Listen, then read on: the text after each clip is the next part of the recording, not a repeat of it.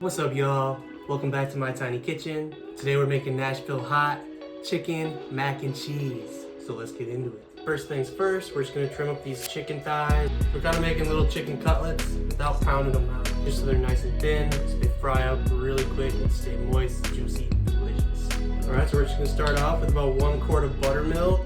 Then we got my Nashville hot spice mix. We're gonna go 1 big tablespoon and a half. We got my dill pickle brine.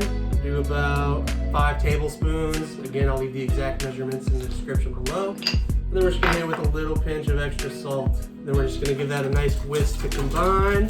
We're just gonna pour that over our chicken, let it marinate, and then we'll just let it hang out for a few hours. All right, so now we're gonna prep up our dredge.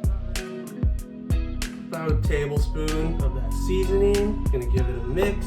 Gonna throw in some salt as well. A tablespoon, 2 tablespoons. Now we're gonna move on to shredding our cheeses. We just got a nice gouda and a sharp cheddar. All right, now that we got our mise en place done, we're gonna start building our bechamel or our cheese sauce.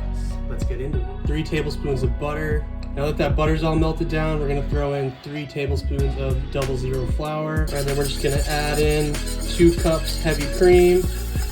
Whisk that in slowly. With the cheddar, we're gonna reserve about half of this and then about half of our gouda as well. You're gonna get a nice cheese sauce going here. All right, now that our cheese is all melted down, we're just gonna shut off the heat and then fold in our noodles.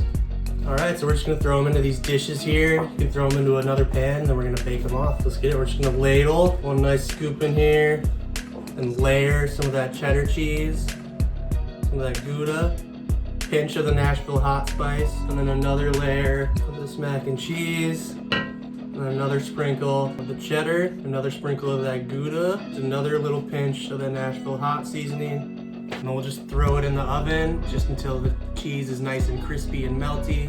All right, we're just gonna dredge up the rest of this chicken, let it rest for about 10-15 minutes, and then we'll fry it up and get it. Just wanna pat it dry, get it as dry as possible. Toss it in, try to get all those nooks and crannies.